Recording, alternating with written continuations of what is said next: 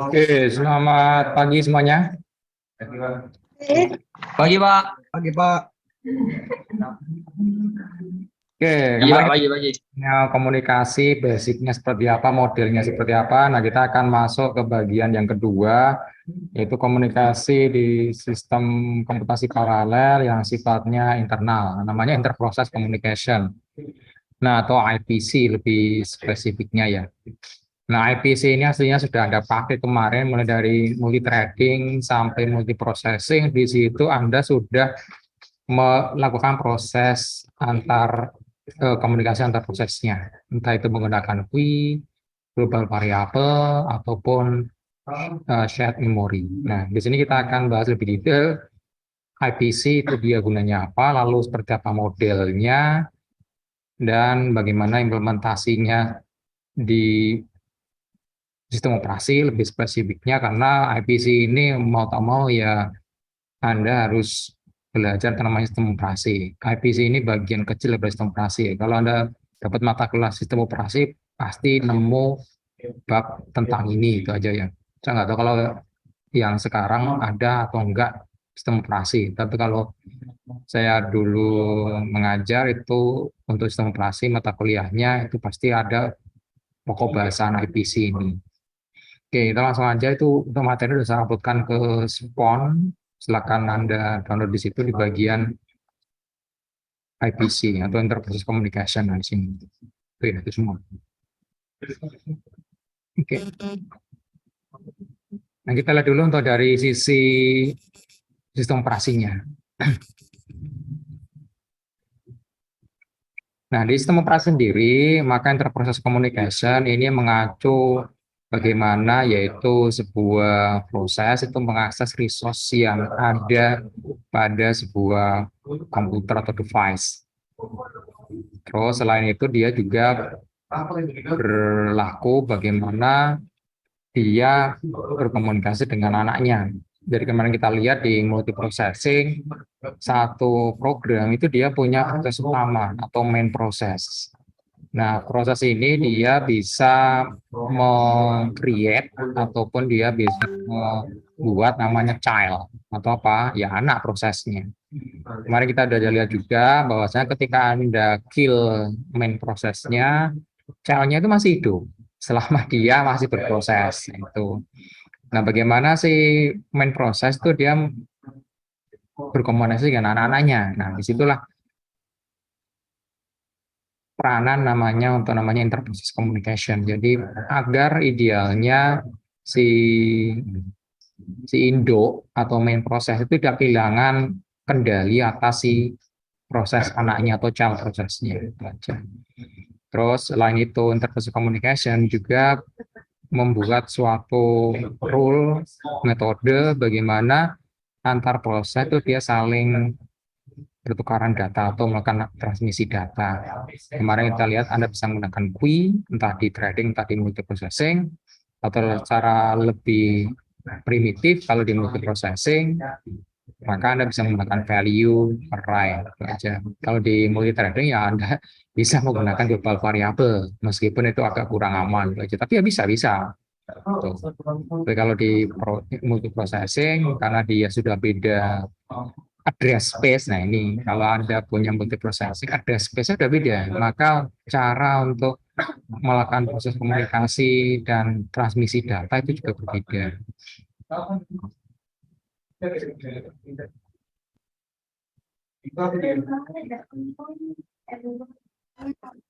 Nah, setiap proses itu umumnya dia sifatnya kooperatif, jadi saling kerjasama.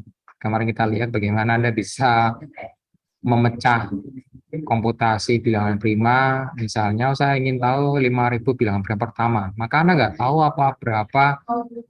berapa range-nya. Kita nggak tahu range-nya sampai mencapai 5.000 bilangan pertama untuk primanya. Maka kita apa ya? Kita brute force. kita bikin dari 1 sampai 1000 di thread 1, 1001 sampai 5000 di thread 2, 5001 sampai misalnya 10.001 kita di thread 3 dan seterusnya. Kalau mengambil tadi, kalau mengambil multiprocessing ya Anda bagi-bagi job tersebut ke core-core yang berbeda atau ke proses yang berbeda. Nah itu. Nah, setiap thread ANA ataupun proses ANA ini akan melaporkan hasil apa ya tadi hasil bilangan primanya ke induknya, ke main prosesnya. Jadi si ANA itu bekerja sama dengan si Indo untuk mencapai suatu goal tertentu. Keuntungannya ada. Yang pertama ini itu saja ya. Jadi Anda punya namanya information sharing. Si master ataupun si induk prosesnya itu tahu, oh, si anak-anak saya itu baru sampai, oh anak pertama baru sampai misalnya mengkalkulasi sampai hitungan sekian, anak ketiga sekian, anak keempat sekian. Gitu. Jadi si induk tidak kehilangan apa, tidak kehilangan status daripada proses anak-anaknya. Selain misalnya dia juga akan tahu bahwasanya oh si anaknya sudah selesai makan prosesnya, ini adalah hasilnya. Gitu. Terus yang tentu saja kelihatan sangat jelas itu ini computation speed up. Nah itu. Bandingkan saja Anda ingin mengenerate 5.000 angka prima pertama, kalau pakai single core ya gimana? Tungguin Anda, mau tak mau. Kalau cuma 5.000 sih saya rasa nggak kelihatan jelas ya. Tapi bayangkan Anda ingin create misalnya 50.000 bilangan pertama. Anda pakai single komputer, pakai single core saja, menunggunya setengah mati itu aja. Makanya menggunakan core yang banyak dengan multiprocessing, maka Anda bisa melakukan speed up computation. Sesuai hukum AMDAL, maka speed up Anda itu dia ditentukan dengan seberapa banyak bagian yang bisa Anda paralelkan. Nah, kemarin kita bilangan prima, proses kalkulasi bilangan primanya bisa Anda bikin sebagai paralel yang berbeda-beda. Nah, di situ speed up-nya. Jadi praktis kalau misalnya Anda punya 8 core, maka praktis untuk untuk speed-nya bisa sampai 8 kalinya. Nah, itu karena Anda algoritmanya sudah bisa dibikin paralel untuk semuanya. Tapi ada beberapa bagian yang nggak bisa. Ya. Contoh misalnya, ketika si proses anaknya sudah selesai, misalnya sudah selesai menghitungkan bilangan primanya, ketika dia mengirimkan datanya itu nggak bisa paralel, harus nungguin itu aja. Si anaknya cuma bisa ngirim, si main prosesnya dia ngapain ya, dia menungguin kiriman dari anaknya. Kalau sudah selesai, si anaknya dikasih tahu udah selesai, nanti si anak bisa exit atau di kill itu aja. Terus yang ketiga, maka Anda akan punya modularity. Jadi job yang besar itu bisa dengan mudah Anda bikin job-job kecilnya. Job yang mirip bisa Anda pakaikan cara yang sama, metode yang sama. Jadi Anda tinggal misalnya secara spesifik ya, Anda tinggal bikin kelas 1 biji untuk mengkalkulasi bilangan prima, maka Anda bisa bikin misalnya, oh saya tadinya 5.000, saya ingin expand jadi 50.000. Anda nggak perlu nulis lagi kode yang sama. Anda tinggal expand saja, dispatch proses, tungguin selesai, kelar. Moduler, Anda nggak perlu ngapain lagi, karena sudah ada. Terus yang terakhir ini, convenience. Artinya apa? Convenience itu artinya ya Anda memiliki suatu proses itu yang nyaman bagi Anda. Nyaman dalam artian Anda nggak perlu melakukan perulangan terus-menerus, Anda nggak perlu melakukan satu proses yang membosankan itu aja, tapi cukup Anda create, Anda edit seperlunya, lalu setelah itu Anda jalankan secara paralel, selesai. Nah, ini keuntungannya ya. Saya rasa keuntungan seperti ini sudah kita bahas di arsitektur komputasi paralel itu aja.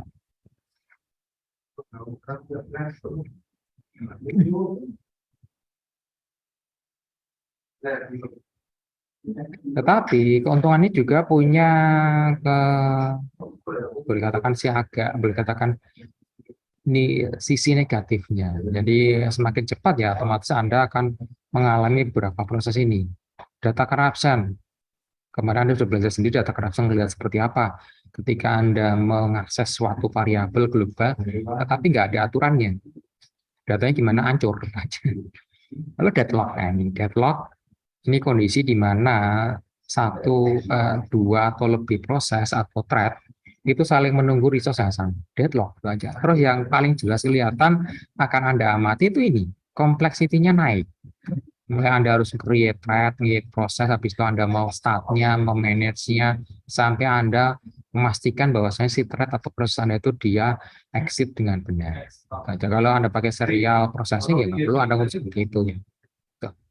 Kalau yang terakhir, Anda butuh sesuatu cara untuk menyinkronkan prosesnya ke proses utamanya. Nah, nanti ini kita akan lihat di bagian terakhir setelah komunikasi. Jadi itu ada namanya sinkronisasi. Jadi sinkronisasi ini kemarin kita udah menggunakan ada log, ada event, barrier, ada time, event, dan sebagainya. Itu cara-cara untuk menyinkronkan antar proses, antar thread. Jadi ketika Anda menggunakan komputasi paralel, maka Anda akan punya beberapa bagian yang harus Anda urus. Komunikasi dan sinkronisasi itu dua hal yang harus Anda urus. Kalau nggak Anda urus, ya hancur itu aja proses Anda. Ya. Cepat ya, cepat, tapi berantakan. Itu.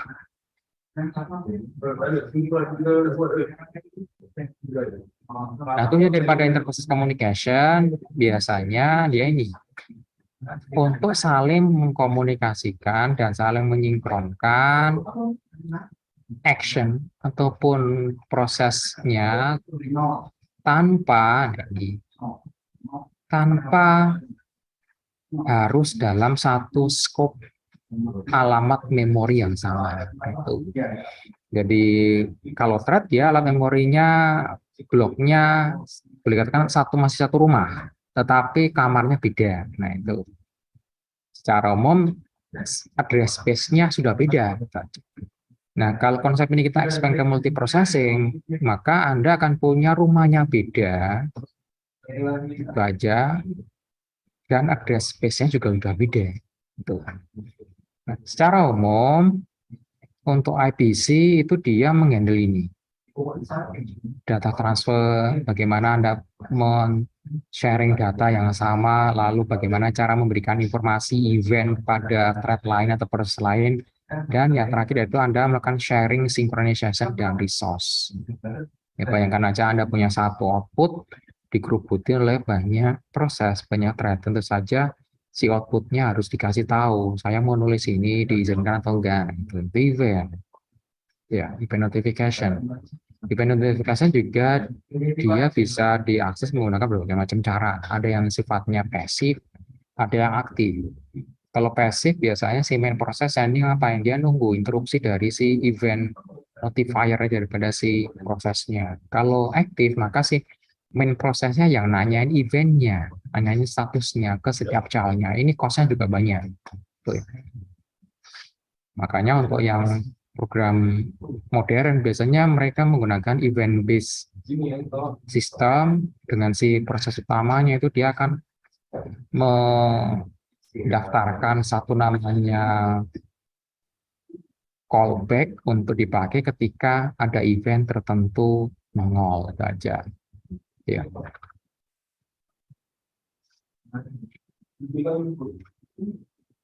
Nah, mekanisme IPC atau interproses communication itu ada kurang lebih 4 ini. Yang pertama, message passing. Kemarin kita udah pakai ini juga di multi-threading, multi-processing, pakai apa? QUI. Nah, message passing itu dia juga menggunakan shared memory. Memory. QUI itu juga bentuk dari shared memory. Terus kemarin kita juga udah bahas nama synchronization. Menggunakan apa? Menggunakan log, menggunakan event, menggunakan barrier. Itu synchronization. Kita udah pakai juga ini. Gitu ya. Terus yang belum kita pakai kemarin itu namanya event. Event ini di multi-threading juga ada event. Cuma kemarin kita pakai ini aja. Yang kita pakai kemarin itu yang ini message passing. Jadi kita melewatkan pesan yang ingin dikirimkan dari satu thread ke thread lain menggunakan bantuan apa? Kui itu implementasi shared memory. Jadi kita menggunakan log, event, lalu barrier, itu dia synchronization. Gitu ya. Jadi asalnya ini udah kita pakai semua. Cuma di sini kita apa ya? Kita lebih melihat bagaimana mekanisme daripada message passing, shared memory, synchronization, dan event notification. Tujuannya apa? Lalu bagaimana cara melakukannya, kita akan lihat secara detail di bagian komunikasi ini. Dari sini kita sudah praktek dulu, tapi di sini kita masukin bahas teorinya. Gitu ya.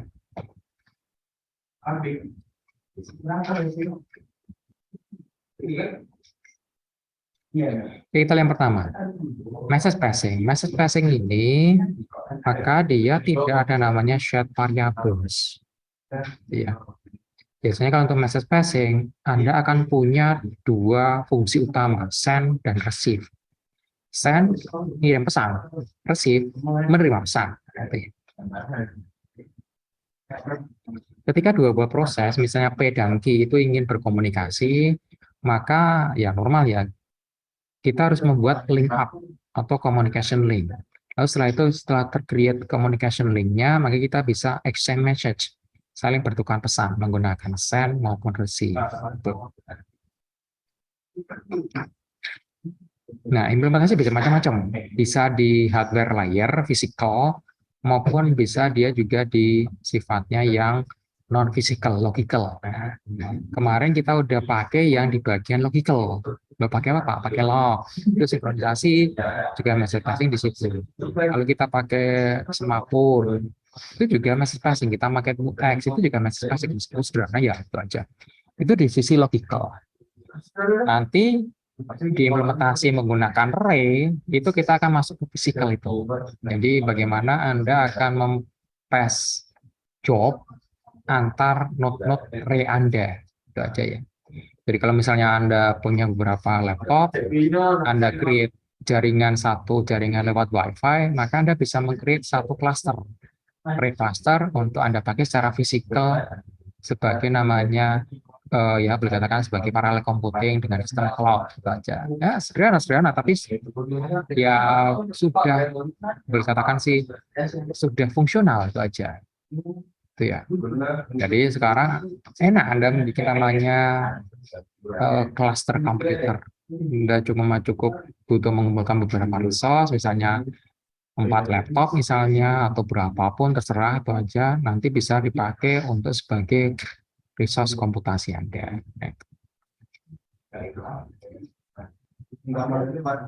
Dan pertanyaannya biasanya kan Anda lihat pada ini, bagaimana saluran komunikasinya itu di-create? Siapa yang create? Nah, itu.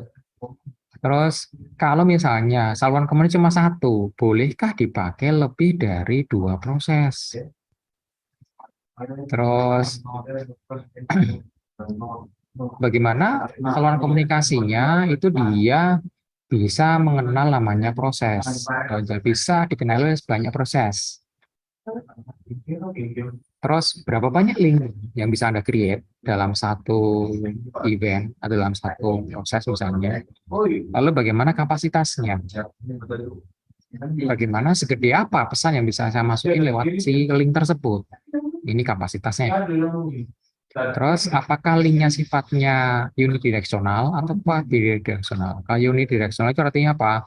Satu arah. Kalau bidireksional dua arah. Pun bidireksional ini bisa apa? Bisa dua model. Bisa dia sifatnya have duplex, bisa dia sifatnya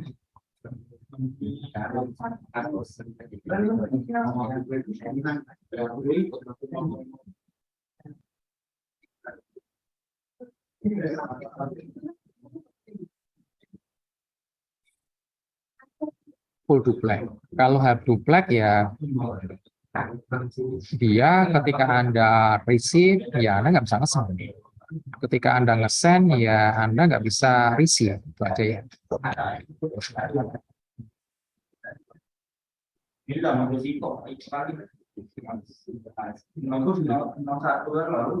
Oh ya.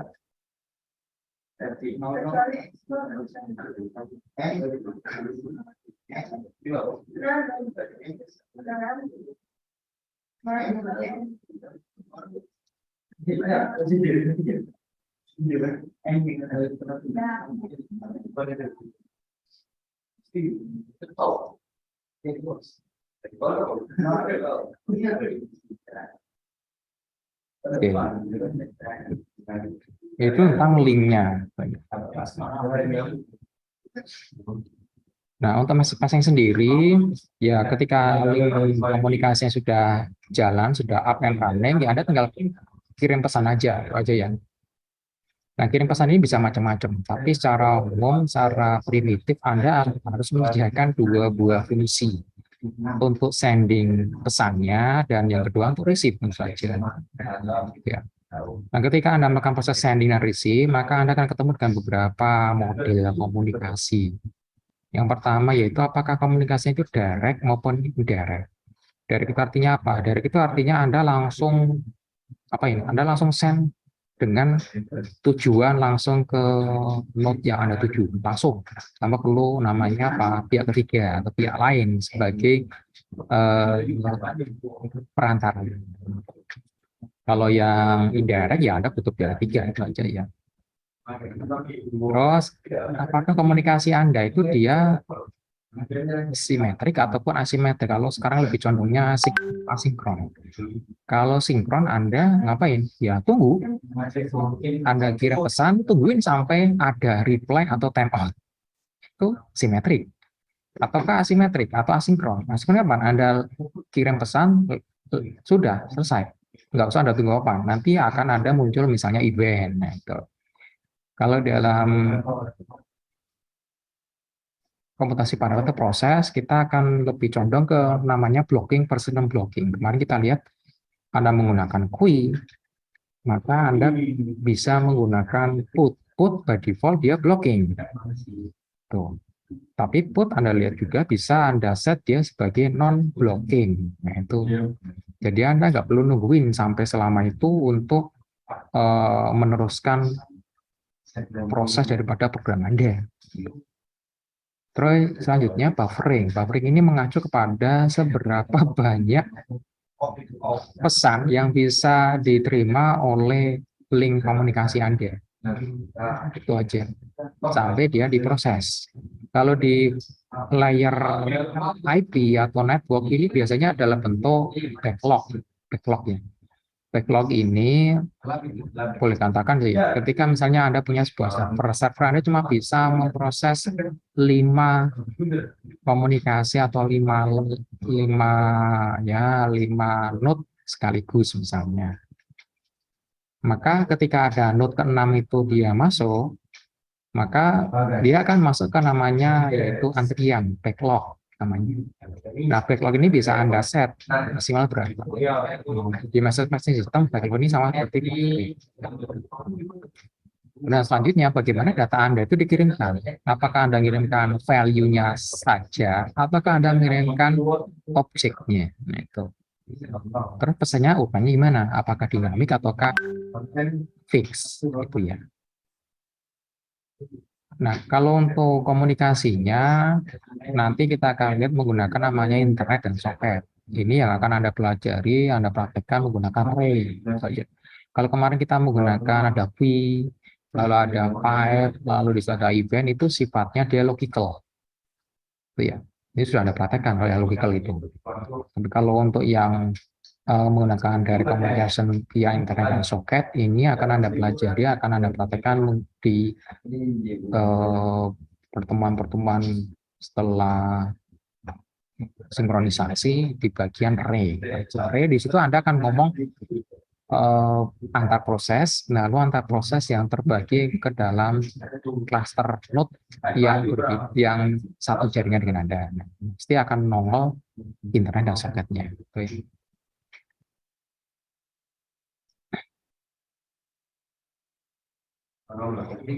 Nah, kalau dari communication ya kelemahannya ini, Anda harus tahu Anda itu mau ngomong-ngomong dengan proses mana, ID-nya berapa atau proses ID-nya berapa. Itu ya. Nah, itu kelemahannya seperti itu sih kalau Anda direct. Ya bayangin aja sih, Anda mau telepon teman Anda, tapi Anda nggak tahu nomor teleponnya. Itu direct seperti itu. Jadi Anda harus tahu sama tahu. Yang ngirim harus tahu yang dikirimkan siapa. Yang menerima juga harus tahu yang ngirimkan ini saya.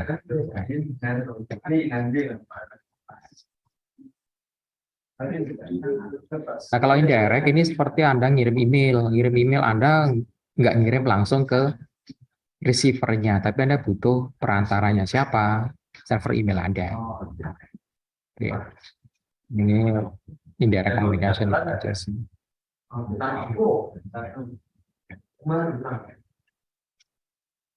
Nah, kalau menggunakan prinsip indirect communication atau menggunakan prinsip mailbox, oke, maka untuk siapa yang memiliki si pesannya, ya atau memiliki prosesnya itu sudah jelas itu aja ya. Jadi hanya owner daripada si mailboxnya saja yang bisa menerima. Nah, itu jadi sangat spesifik pesannya. Setiap proses lain yang selain yang punyanya itu dia hanya bisa ngirim. Tuh. Ketika prosesnya selesai dan mereka memiliki mailboxnya, maka mailboxnya hancur juga. Nah, ini interproses communication menggunakan prinsipnya mailbox seperti itu. Jadi mailbox prinsipnya ya seperti Anda punya akun Gmail ya. Akun Gmail Anda itu ketika Anda ingin mendelete akun Anda ya mailbox Anda pasti akan dikelirkan aja. Tapi ada juga untuk yang ownernya itu dia dalam dalam kepemilikan kernel. Nah, kernel owns ini menyatakan bahwasannya proses yang meng-create mailbox-nya itulah yang memiliki mailbox tersebut. Siapa yang meng-create proses? Sistem operasinya dalam hal ini kernelnya. Dan ketika si kernelnya sudah meng-create, maka otomatis dia bisa ngapain? Dia bisa mendelegasikan mailbox-nya ke proses lain. Nah, itu. Ini umumnya dilakukan oleh Linux, ya Linux. Jadi di Linux itu ada beberapa bagian proses itu hanya boleh di-create oleh si kernel. Tetapi setelah itu si kernelnya bisa mendelegasikan hak aksesnya ke proses lain. Contoh, ketika Anda menggunakan misalnya server atau web server Nginx misalnya, ataupun apa aja, itu mereka bisa misalnya mengenerate hak akses pertama kali di-create itu yang punya si root. Tetapi ketika mau dipakai, maka si root ini dia akan meng-create proses lain yang di-assign ke user yang sudah dialokasikan oleh konfigurasi si Nginx maupun Apache-nya. Biasanya mereka pakainya usernya www ataupun HTTP. Ini nanti si proses ini itu akan milik punyanya www ataupun HTTP. Jadi kalau Anda lihat di proses listnya menggunakan top atau httop, itu kan kelihatan jelas. Oh, proses ini punyanya root, proses ini punyanya HTTP, proses ini punyanya www. Jelas itu. Itu prinsip kernel own seperti itu.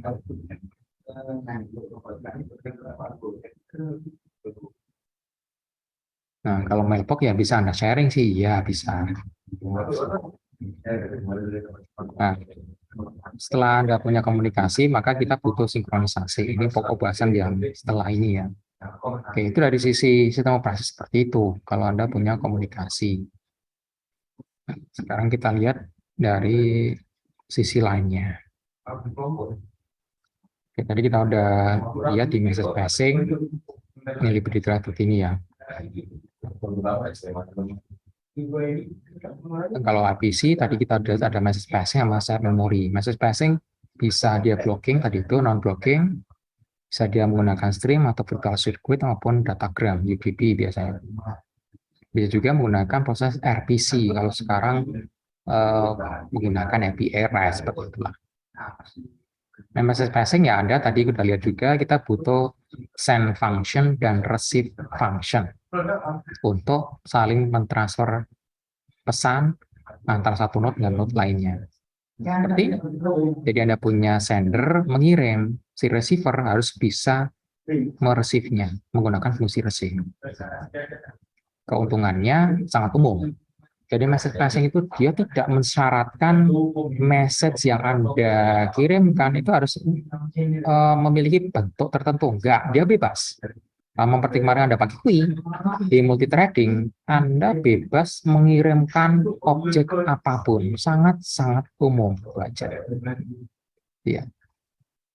Terus ya secure-nya lumayan sih saja karena si message passing tidak mengurusi bagian tersebut. Dia hanya menyediakan jalannya saja. Dia hanya menyediakan kontainernya saja. Dia hanya menyediakan busnya saja untuk membawa data tersebut dari satu node ke node lain. Seberapa secure-nya itu dia bergantung terhadap protokol daripada sender dan receiver-nya yang mereka saling tahu sama tahu. Contoh misalnya Anda mau mengirimkan atau Anda mau sharing data yang sifatnya aman, maka antara sender dan receiver itu harus agree, setuju. Cara ngamaninnya pakai apa? Tuh, lalu cara mengolah data yang aman bagaimana? Itu harus setuju dulu ya. Di protokolnya harus ada dulu. Dan itu di luar skopnya si message passing interface. Nah, message passing interface ya kalau secara spesifik sih dia agak susah dipakai karena Anda harus meng-create satu fungsi untuk nge-send dan receive. Kalau kemarin kita pakai Quick, kita harus meng-create put dan get-nya. Meskipun sudah ada ya itu aja. Nah, terus yang kedua, bagian yang menerima itu harus ngapain? Harus dia punya asumsi bahwasanya ada yang mengirim. Lah kenapa kemarin ketika Anda pakai get, itu Kui Anda kosong, ya Anda akan nungguin terus di situ. Kenapa? Karena asumsinya ada sesuatu itu yang ngirim, yang ngeput. Ketika yang ngeput ini dia nggak ada, maka ngegetnya gimana? Ngegetnya infinite infinite waiting, menunggu nggak karuan itu aja. Iya. Nah, itu keuntungannya. Nah, kalau menggunakan shared memory, maka Anda akan punya satu bagian memori yang bisa dipakai barengan. Itu aja. Tapi ini ilustrasinya. Jadi ini proses pertama, proses kedua, mereka punya satu bagian yang sama, bisa diakses read write. Alamatnya sama secara fisikal, terus bisa dibaca, tulis oleh si proses P maupun Q. Itu shared memory. Shared memory ini banyak macam caranya itu aja ya. Kalau di Linux Anda bisa menggunakan namanya shared memory area.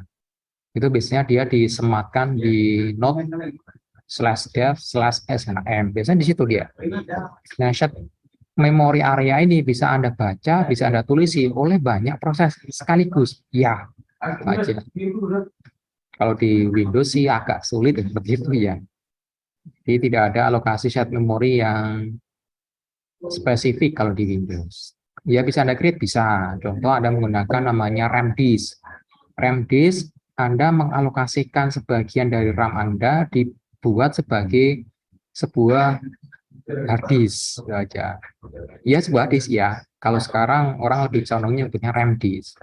Karena dia sebagai hard disk atau storage, maka bisa Anda create, bisa Anda delete, bisa Anda baca, tulis semau Anda oleh banyak proses. Itu implementasi di Windows seperti itu. Tapi by default si Windows tidak ada implementasi shared memory yang ready untuk dipakai langsung. Tapi kalau di Linux nih base biasanya mereka sudah ada namanya. Ada di node biasanya /dev/shm. Itu sudah disediakan. Contoh kita lihat ya. Ini saya kasihkan sampel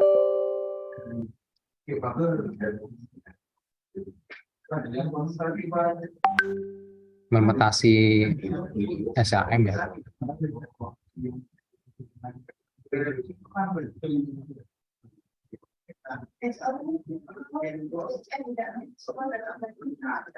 Oke, kita lihat.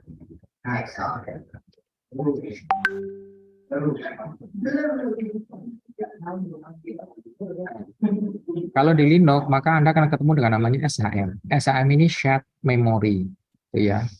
Jadi kalau kita lihat di situ isinya apa? Kita lihat dev, tadi SHM. Kita lihat isinya nggak ada, nggak ada. Tuh nggak ada.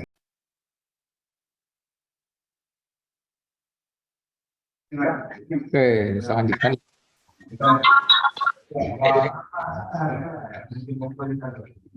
Oke, ini implementasi contohnya kalau Anda menggunakan Linux. Maka di Linux dia sudah ada default namanya dev SHM, itu shared memory. Berapa besar shared memorinya bisa Anda lihat di sini. Contoh, shared-nya Anda lihat tuh, 116 MB. Jadi praktis Anda punya space 116 MB, bisa Anda pakai untuk apa saja? Iya, bisa Anda pakai untuk apa saja. Contoh, saya ingin meng-create sebuah file misalnya test.txt misalnya. Maka ya dia akan masuk ke situ. Tuh lihat, test.txt. DPSAM itu di memori, di RAM Anda. Tapi bisa Anda pakai sebagai disk. Kalau di Linux, implementasi shared memory itu seperti ini. Ya. Tapi kalau di Windows ya tidak ada ready to use, ready to use implementation ya dari mana shared memory saja. Ya, sistem operasi punya cara sendiri-sendiri ya untuk melakukan ini. Nah, keuntungannya ini fast dan easy to use. Iya, benar. Cepat. Kenapa? Kenapa cepat? Dia di RAM. RAM itu Anda punya SSD secepat apapun kalah dengan RAM. Baca. Sangat cepat, sangat cepat.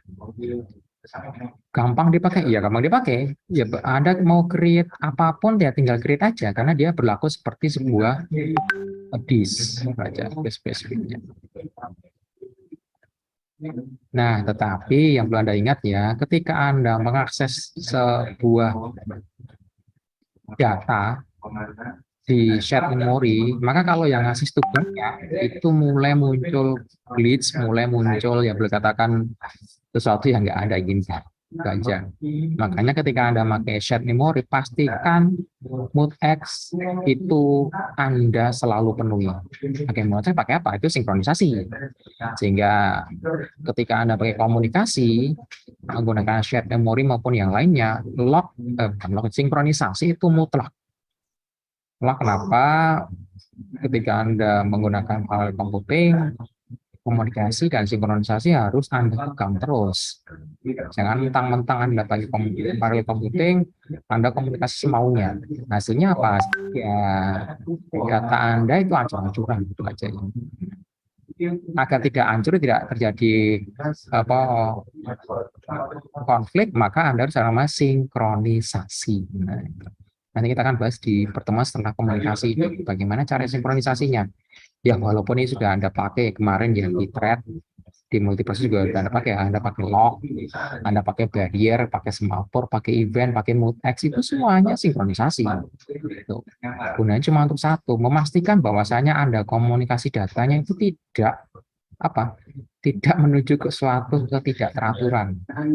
Data Anda masih tetap oke, meskipun diakses oleh banyak thread, banyak proses. Nah, itu. Kerugiannya juga ada. Shared memory itu terkadang nggak cocok untuk beberapa use case. Contoh untuk database. Untuk database jangan Anda pakai shared memory. Pakainya apa? Pakainya cara lain. Contohnya Redis. Itu distributed shared memory. Cocok pakai untuk di database. Terus karena dia berlaku sebagai layarnya sebuah disk, maka dia kurang aman. Kenapa? Kelihatan jelas. Anda bisa lihat tuh. Oh ada file itu. Nilainya ini. Tuh. User biasa pun dia bisa pakai DevSHM. Berarti kalau user biasa bisa nulis ke situ, berarti user lain bisa membaca itu. Iya, itu aja. Makanya dia kurang aman. Daripada tadi itu IPC lainnya, misalnya pakai pipe, pakai queue misalnya, itu lebih aman. Nah, kalau proses basic, ya tadi itu kita bisa direct, indirect, kita bisa blocking, non blocking. Lalu bagaimana cara menghandle errornya? Dan bagaimana cara Anda menghasilkan quality of service yang reliable dan sifatnya streaming. Dari communication ya Anda langsung point to point, tahu tujuannya kemana, tahu siapa yang ngirim, itu aja ya. Seperti ini contohnya. Kalau Anda ingin mentelepon tapi nggak perlu pakai switchboard, alias nggak perlu pakai lewatin BTS, maka Anda langsung telepon, telepon di sini langsung konek ke situ. Pakai apa Pak? Contoh, Anda pakai HT atau handy talkie, itu direct. Ketika Anda tahu kanalnya, ya ngomong aja di situ, langsung. Atau ketika Anda pakai perantara, makanya perantaranya ini dia harus ada dalam jangkauan infrastruktur Anda. Kalau di HT biasanya mereka pakai relay server, relay ya kalau kami nyebutnya namanya relay terang ya itu aja. Relay terang ini dia listen di satu kanal, transmit di kanal lain sehingga nggak mengganggu. Ketika Anda tahu kanalnya berapa untuk dia receive, Anda bisa ngomong ke situ. Nanti otomatis si ini dia akan merilai ke sini. Dan si ini kalau di receive oleh yang bagian sini ya Anda bisa langsung ngomong itu aja. Kira-kira seperti itu ya. Kalau indirect tadi itulah Anda menggunakan prinsipnya mailbox. Seperti ini. Jadi kalau indirect, ketika Anda ingin ngomong-ngomong dengan si ini, di sini mau ngomong ke sini, maka Anda harus connect ke PABX-nya dulu atau ke servernya dulu. Anda mau ngirimkan email dari sini ke sini, ya Anda ngirimkan ke Gmail-nya, bukan Anda ngirim ke sini, bukan. Meskipun Anda nulisnya di sini, to-nya itu ke sini, tetapi Anda tidak langsung ngirim ke sini, tapi ngirim kemana? Ngirim ke server mail-nya dulu. Anda cuma urusannya sampai situ. Nanti urusannya si server yang akan mengirimkan emailnya ke destination-nya. Itu ya.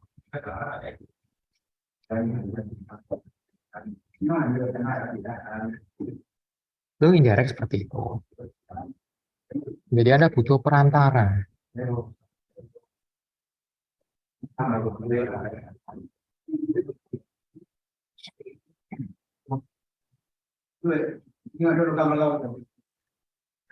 Nah, mailbox seperti itulah indirect model communication yang sangat-sangat umum dipakai. Bahkan di sistem operasi pun menggunakan prinsipnya mailbox. Mailbox sendiri ada yang public, ada yang private. Contoh Anda menggunakan BSD socket. BSD socket itu dia socket seperti TCP/IP, tapi dia implementasinya hanya di BSD. BSD itu satu sistem operasi ya, aja.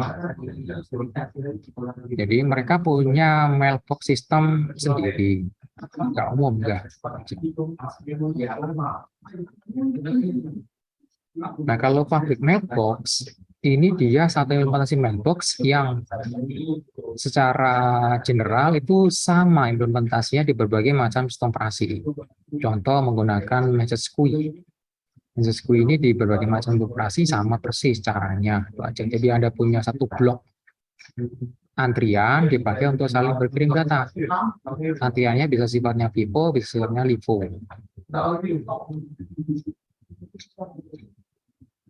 Secara umum komunikasinya kalau dia blocking, kemarin Anda pakai put get itu by default blocking ya itu aja. Maka ya Anda nggak perlu buffering. Kenapa? Ya karena pasti Anda akan langsung bisa ngirim datanya ataupun bisa menerima datanya. Maka buffering nggak perlu.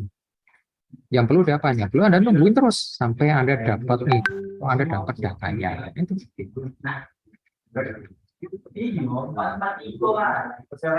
Ini. Jadi yang ngirim itu dia akan ngirimkan nge-send sampai sendingnya sukses ditungguin. Yang receive itu dia akan nge-receive sampai ada data yang di-receive. Ditungguin terus. Ini prinsip dasar blocking.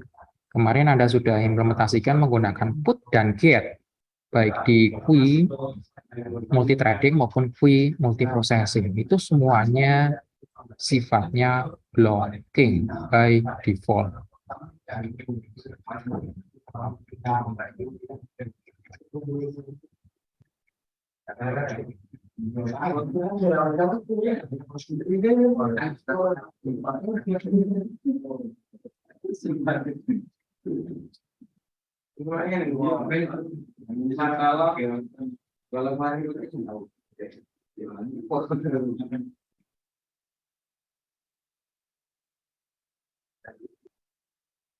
Nah, kalau non-blocking, maka Anda butuh suatu buffer untuk menyimpan datanya.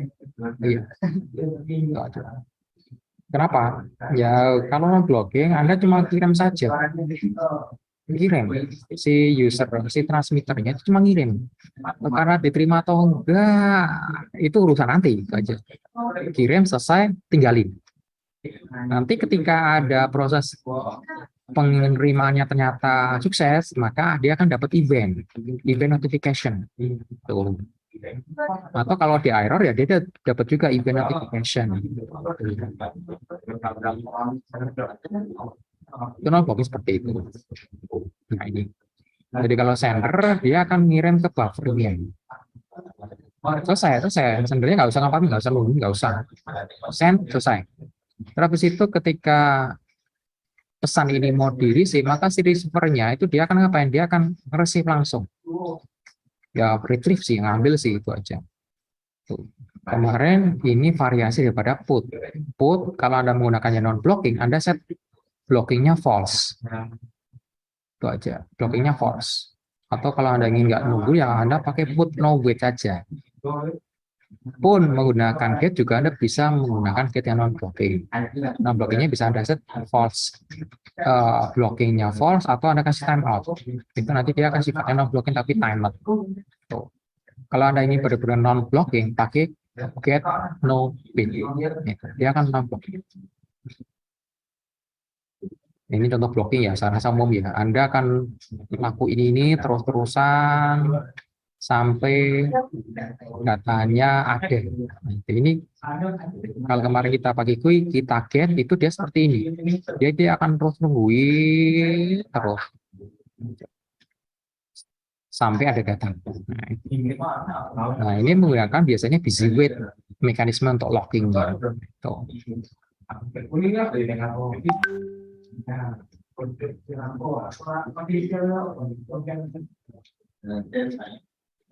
Nah, kalau Anda disuruh pilih, maka ya pilihannya silakan pakai prioritas seperti ini. Yang pertama, kalau Anda punya model komunikasi supportnya indirect naming, ya silakan pakai itu aja. Tuh. Indirect naming. Contoh menggunakan apa? Domain. Domain itu indirect naming. Itu lebih general. Itu aja. Lebih general. Karena Anda nggak tahu layar di bawahnya dia ngapain. Jadi bagi proses itu lebih sederhana. Kalau indirect naming itu dia tidak memungkinkan, maka Anda silakan pakai non-blocking sense. Itu aja ya. Non-blocking sense. Kalau misalnya sendernya itu dia nggak butuh tahu apakah pesannya itu beneran keterima, ataukah si sender ini dia perlu tahu, tapi perlu tahunya itu nanti aja nggak masalah. Nah itu Anda bisa pakai non-blocking. Tetapi kalau Anda membutuhkan komunikasi yang ya boleh katakan ya, itu dia pada saat itulah perlu tahu responnya atau enggak, maka blocking harus. Jadi ketika si sender itu nge-send, maka saat itu juga harus ada reply-nya. Entah sukses, entah gagal. Maka blocking merupakan solusi yang harus Anda pakai. Jadi sesuaikan dengan pilihan komunikasi Anda.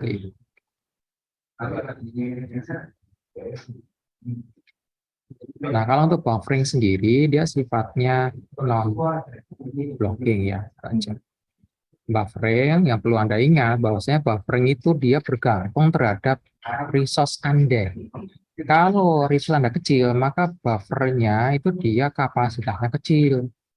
Tapi kalau resource Anda gede, maka kapasitasnya besar. Makanya menggunakan buffering, itu limitasinya cuma kapasitas sistemnya. Jadi buffer itu tergantung terhadap kapasitas. Umumnya sih kalau Anda pakai buffer itu unlimited. Kemarin kita lihat Pak GUI.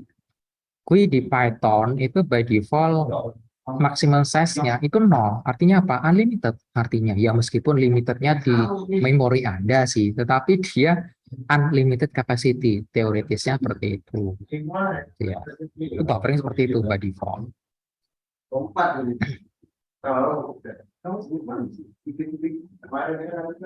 Nah, kalau dari communication Anda paksakan pakai blocking service, maka otomatis saja jamin ketika ada node lain mau komunikasi, itu nggak bisa ngapa-ngapain. Harus nunggu sampai node yang ngeblok ini kelar.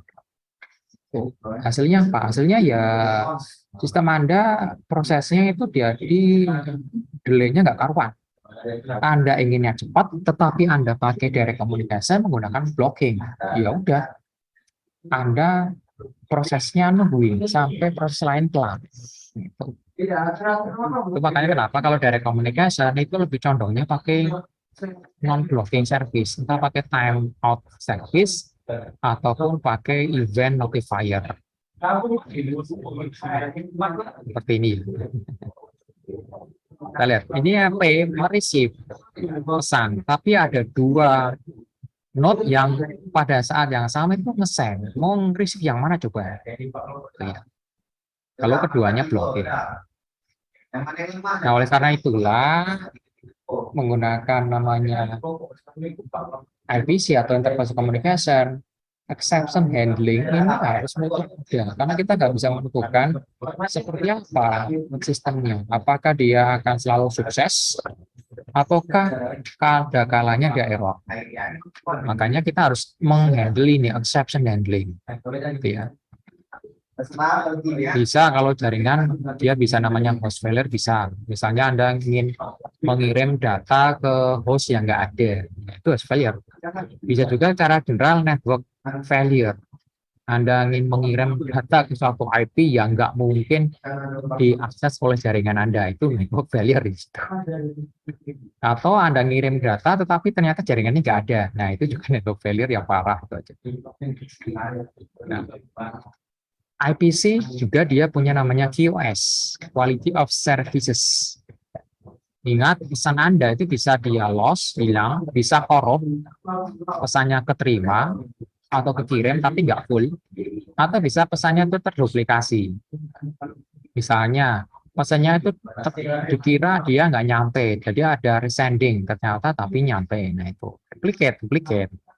Yang pihak yang menerima harus tahu, oh ini tadi sudah saya terima dengan benar datanya, berarti yang ini di drop aja. Nah, terus yang sering akan Anda temui itu ini diterima itu nggak berulang. Ini sesuatu yang sangat umum ketika Anda menggunakan komunikasi interproses yang terpisah oleh jaringan. Maka jangan Anda harapkan itu dia nyampainya berurutan. Itu suatu hal yang mustahil itu aja. Sehingga bagaimana Anda menghandle data yang nggak berbunyi, ya setiap data dikasih nomor urutan. Yaitu nanti si penerima tahu, oh ini buffernya untuk di sini, ini buffernya nomor sekian, dan terusnya. Itu aja.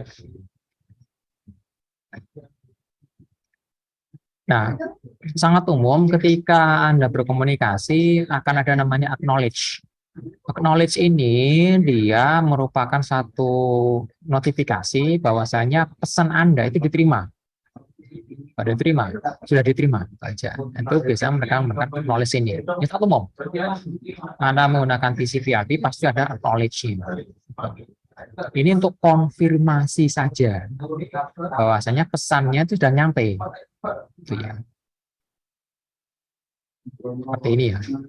Si sender ngirim pesan, si receiver ketika sudah selesai menerimanya ngirim acknowledge, selesai.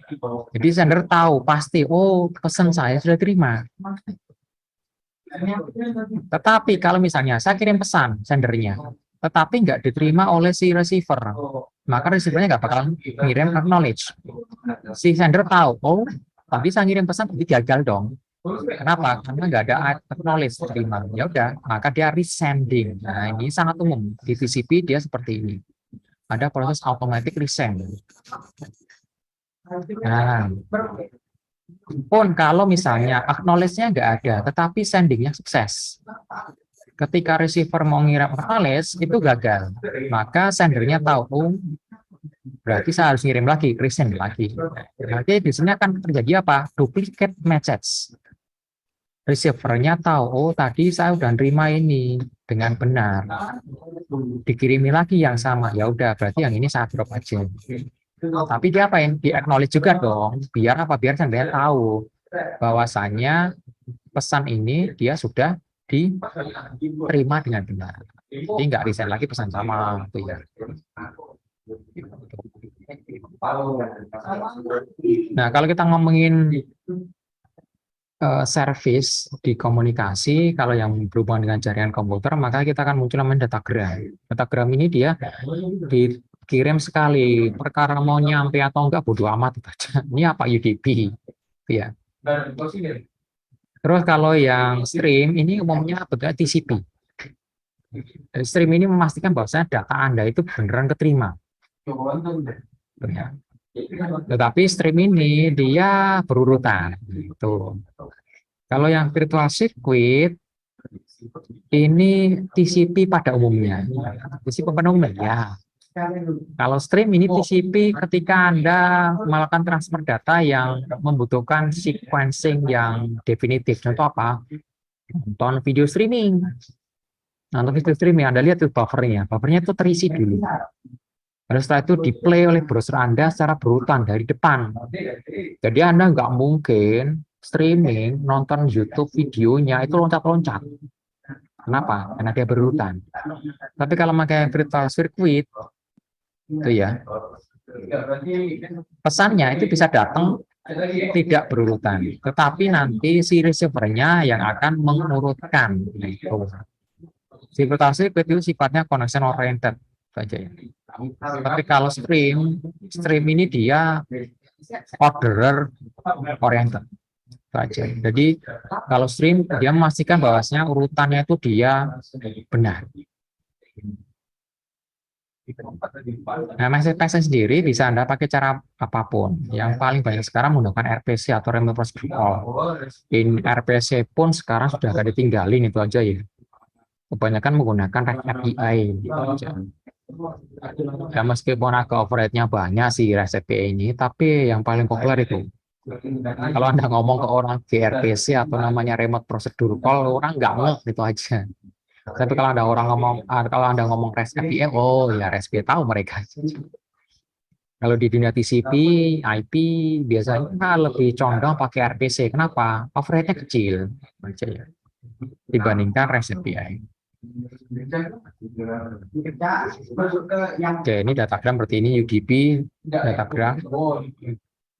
Nah, ini UDP paling terkenal kalau Anda menggunakan datagram itu aja ya. Kalau virtual circuit, sama protokol HTTP itu virtual circuit. Kalau stream, nah ini stream ini ya Anda streaming apa aja. TCP itu stream. Nah, ini contohnya ya, datagram dan stream. Datagram, dia unreliable, iya. Nggak berurutan, sangat ringan, iya. Terus, tujuannya cuma satu, yaitu mendeliver message. Mau diterima atau nggak, bodo amat. Itu datagram. Contohnya UDP. Kalau stream, dia reliable. Ngirimnya berurutan, nanti diterima bisa nggak berurutan, tetapi penerimanya tahu cara ngurutinnya. Nah, itu stream seperti itu. Heavyweight, iya bener memang heavyweight. Ukurannya makin lama makin gede. Ketika Anda melewati node yang banyak sebagai router atau gateway-nya, maka pesannya itu makin lama makin gede. Atau namanya sering disebut jumbo paket. Baca. Contohnya apa? TCP.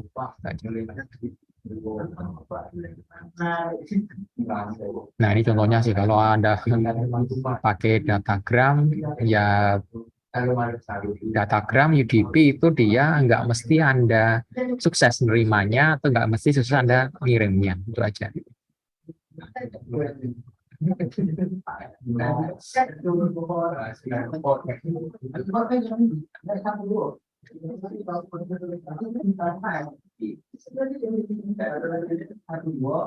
Nah, kalau RPC seperti ini.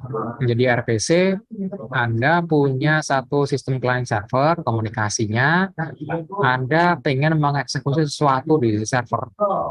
Maka Anda manggil apa? Anda send sebuah request dengan argumen tertentu, nanti Anda akan menerima reply dengan result bentuknya tertentu juga. Nah,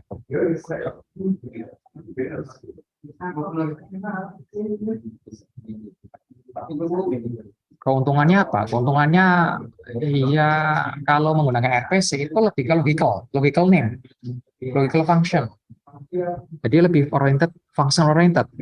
Anda tidak akan dipusingkan dengan implementasi detailnya. Contoh, Anda punya server yang fungsinya untuk mengenerate image tetapi dia terbalik. Maka Anda tinggal ngirim apa? Anda misalnya tinggal panggil fungsi reverse image. Parameternya byte, misalnya byte array image. Anda tinggal ngirim itu aja. Lalu setelah itu tungguin hasilnya apa? Hasilnya adalah byte array image juga, tapi dia terbalik juga. Nah, itu ya. Jadi abstraksinya lebih tinggi daripada message passing biasa. Tuh. Cara RPC ini cara paling gampang untuk Anda mengextend kemampuan suatu program. Nah, kerugiannya juga banyak ya. Ya, RPC itu dia nggak sempurna sih aja. RPC dia terkadang juga tidak berlaku seperti fungsi biasa, itu aja. Makanya untuk penggunanya ya harus sepengetahuan programmernya bagaimana keuntungan dan kerugiannya, itu aja sih. Kalau saya pribadi saya jarang pakai PC itu aja sih. Ya tadi itu sih keterbatasannya lebih tidak mengenakan bagi aplikasi saya daripada kelebihannya, itu aja. Itu ya. RPC ini kalau Anda ingin tahu ini dia model message passing zaman dulu sih, itu aja RPC ini.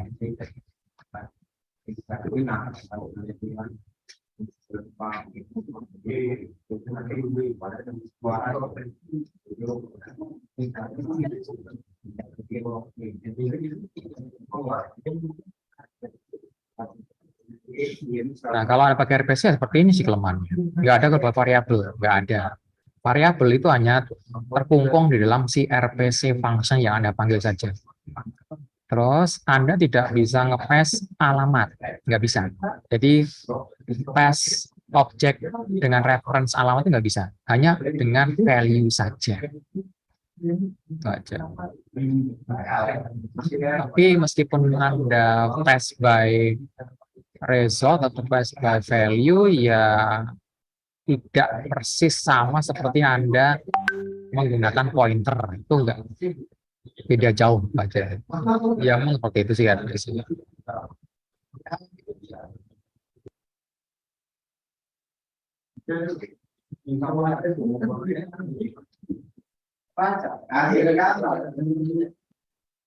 RPC juga ya kelemahan seperti ini sih.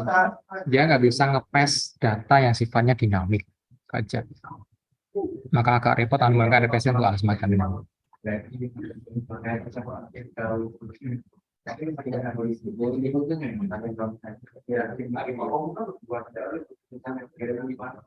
Terus yang terakhir ketika Anda ingin komunikasi, maka Anda lihat dulu kemampuan daripada hardware Anda. Ada yang dia sifatnya little endian, ada yang sifatnya big endian. Jadi ketika Anda komunikasi dengan dua mesin yang berbeda endiannya, maka harus ada kompromisasi. Mau pakai yang mana? Little endian atau big endian? Little endian itu dia awalnya itu adalah LSB-nya dulu atau bit yang tidak berharga dulu. Tapi kalau big endian ini adalah diawali dengan bit yang paling berharga dulu atau bit yang paling tinggi nominalnya dulu. Yang Anda pakai sekarang Intel, AMD itu dia little endian. Tapi kalau menggunakan RIS itu dia big endian, itu aja ya. Tuh. Seperti ini contohnya. Kalau big endian, ingat big endian itu MFB dulu. Ini MSP-nya. Kalau little endian, LSP-nya dulu. Ini LSP di sini kalau big endian. Tapi kalau little endian, LSP-nya sekarang di depan. Kalau Anda tuliskan sebagai angka desimal itu beda jauh ini aja. 11011 dengan 111001 itu beda jauh banget. Oke. Solusinya biasanya di jaringannya itu sudah ada satu flag, satu bit aja yang menentukan apakah dia itu little endian maupun big endian. Dan ini sangat membantu komunikasi itu aja. Jadi Anda nggak perlu repot-repot, nggak bisa sampai segitu.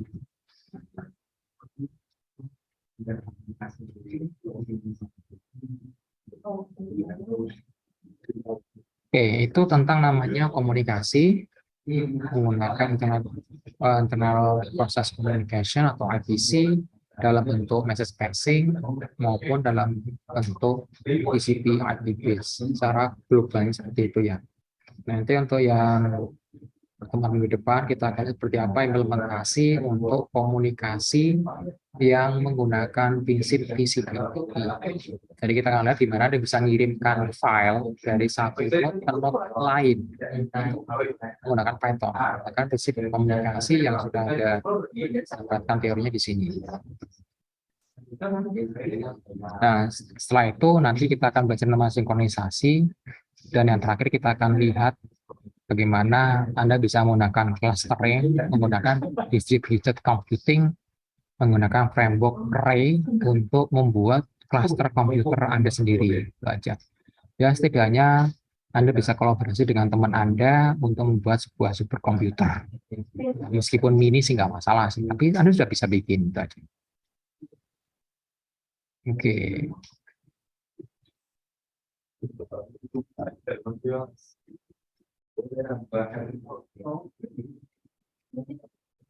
Oke, saya rasa itu aja untuk pertemuan kita pada pagi hari ini membahas namanya komunikasi, untuk khususnya IPC. Nah, untuk proyek besar Anda silakan mulai dikerjakan, direka-reka itu aja. Kalau ada kesulitan silakan Anda informasikan di WA grupnya, jangan itu atau lewat PM juga saya persilakan. Gitu ya. Untuk proyek besar Anda itu menemukan hasil nilai UAS Anda ya, jadi silakan kerjakan sebaik-baiknya itu aja. Bagi yang belum ada kelompoknya, silakan Anda join dengan kelompok lainnya. Itu ya. 7 anggota per kelompok ya nggak masalah, itu aja. Tapi pastikan masing-masing anggota kelompok itu punya job desk ataupun kerjaan yang spesifik ya. Itu aja, karena itu akan menjadi penilaian Anda masing-masing. Itu aja. Oke, saya rasa itu aja. Terima kasih atas perhatian dan kerjasamanya. Nanti kita berjumpa di pertemuan selanjutnya untuk minggu depan. Oke, terima kasih dan selamat pagi. Pak, terima kasih Pak. Terima kasih Pak. Terima kasih. Terima kasih, Pak. Pagi Pak, terima kasih Pak.